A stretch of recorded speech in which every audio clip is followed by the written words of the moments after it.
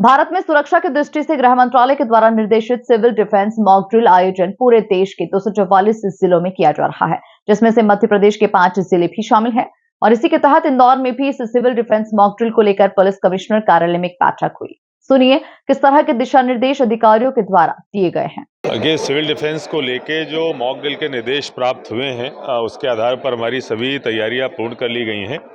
ये जो mock drill है 2 चरणों में की जाएगी। सबसे पहले तो 4 बजे से लेके जब तक ब्लैकआउट नहीं होता है 7:30 बजे तक, उस बीच में 3 मॉक ड्रिल्स की जाएंगी। एक मॉक ड्रिल फायर सेफ्टी को लेके रहेगी, जिसमें कि अगर किसी बिल्डिंग में आग लग जाती है तो वहाँ पर कैसे रेस्क्यू और इवैक्यूएशन करना है। इसके बाद फिर जो अगर कोई बिल्डिंग डैमेज हो जाती है वहाँ पर कैसे रेस्क्यू ऑपरेशन करना है और टेम्परेरी हॉस्पिटल सेटअप करना है। और तीसरा, अगर किसी सुरक्षित जगह पर निकाल के ले जाना है लोगों को तो वो कैसे करेंगे। इन तीनों ड्रिल्स के लिए जो हमारा डेंटल कॉलेज है, रेजिडेंसी कोठी है और मेडिकल कॉलेज का बॉयज़ हॉस्टल है, इन 3 जगहों को चुना गया है। तो एक बार दिन में हम लोग ये तीनों एक्सरसाइजेस करेंगे। उसके बाद 7:29 पर जो सायरन है वो बजेंगे। हमने 12 जगहें चिन्हांकित की हैं जहाँ से सायरन बजेंगे। 2 मिनट तक पहला सायरन बजेगा, उसके बाद ब्लैकआउट होगा। 12 मिनट तक वो ब्लैकआउट चलेगा और 7:42 पर पुनः सायरन 2 मिनट बजेगा और उसके बाद बिजली जो है वो वापस रिस्टोर हो जाएगी। इस बीच में ज़रूर मैं आपके माध्यम से जनता से अपील करना चाहूँगा कि किसी तरीके का पैनिक ना करें, किसी की भी तरीके से घबराने की आवश्यकता नहीं है और किसी अफवाह पे ध्यान देने की आवश्यकता नहीं है। आप जहाँ कहीं भी हैं, अगर घर पे हैं तो जो वैकल्पिक लाइट आप होती है, लैंप या टॉर्च या फिर इन्वर्टर वगैरह, वो ऑन कर सकते हैं। लेकिन अगर वो आप ऑन कर रहे हैं तो खिड़की और खिड़की के ऊपर पर्दे अवश्य बंद कर लें, जिससे कि हमारी जो मॉक ड्रिल का उद्देश्य है वो पूरी तरीके से पूरा हो जाए। अगर आप कहीं रोड पे भी ट्रैवल कर रहे हैं तो आपकी जो गाड़ी है उसको साइड में पार्क कर लें, लाइट बंद कर लें।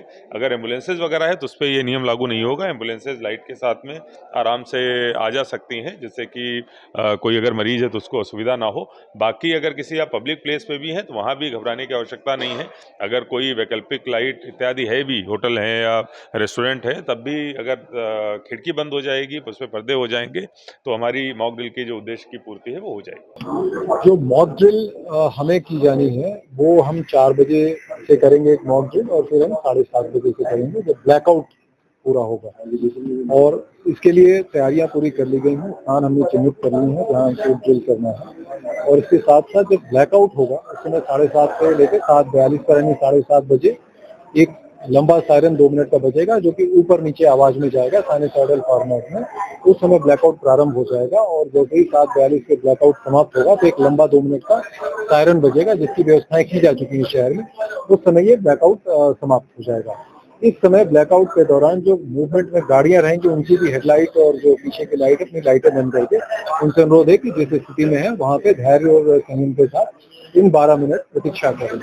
इस मूवमेंट जो होना है उस दौरान एम्बुलेंस और अन्य आकस्मिक सेवाएं जैसे फायर इत्यादि के लिए जो गाड़ियां जाएंगी उनको इनसे मुक्त रखा गया। तो हम इस प्रकार से अपनी गाड़ियों को खड़ा करें ताकि आकस्मिक सेवाओं के लिए जाने वाली गाड़ियों के लिए किसी प्रकार से कोई बाधा उत्पन्न ना हो। लोगों से ये अपील है कि कृपया अपने अपने घरों में अपने दरवाजे बंद कर लें, खिड़की के पर्दे खींच लें।